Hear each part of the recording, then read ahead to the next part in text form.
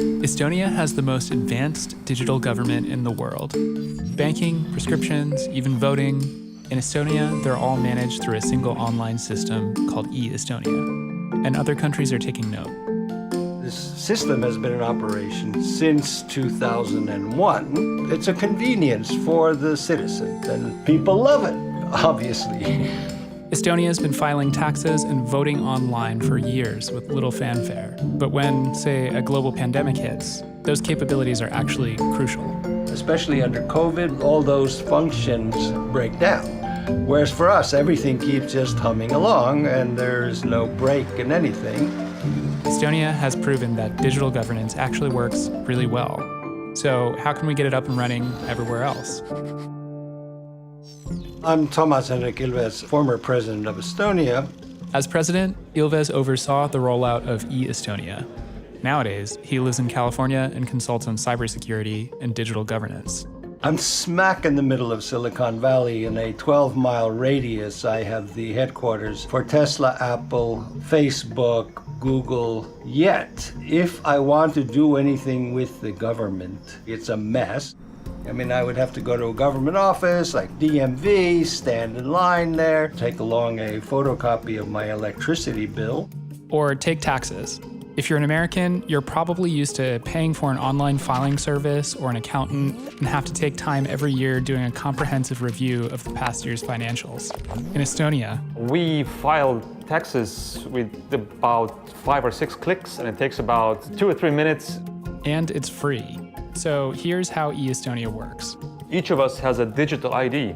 It's based on one single number. It's a public number. The system operates on a blockchain, meaning that records of each transaction are decentralized and can be securely, transparently verified. Your personal information stays private, and once a piece of information is entered, you never need to enter it again, whether you're applying for a loan or filling a prescription. There are only 3 transactions that cannot be done online, and that's getting married, getting divorced, and selling or buying real estate. Ilves entered Estonian government as a diplomat and then as a minister of foreign affairs, just as the country emerged from under Soviet rule.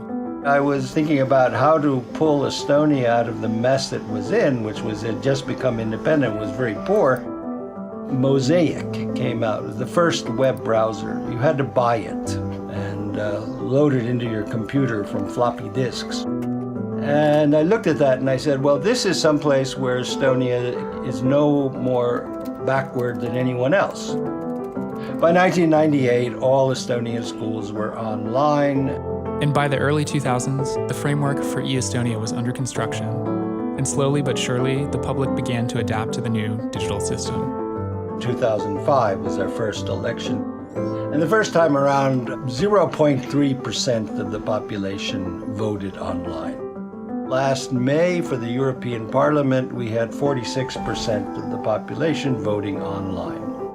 Especially in the US, the idea of the government collecting and being responsible for your most personal and private data might sound a little alarming. But in the e-Estonia system, every citizen is able to see a detailed log of any time their data is accessed by a government agency. Meanwhile, in countries like the US, governments might collect large amounts of data from your everyday interactions without you even knowing. The data that is scraped from all of your digital interactions is incredibly vast, and it's all data that my government never sees. So if you want to be dystopian and worry about Big Brother, don't worry about the government doing it directly, worry about the government doing it indirectly. People say, you're a small country, you can do that. We're a big country. But there is no impediment to digitizing governance in larger countries other than server size, because the design is basically the same. But you have to be willing to take the risks of doing this. And for online governance to be widely adopted, people have to believe in it.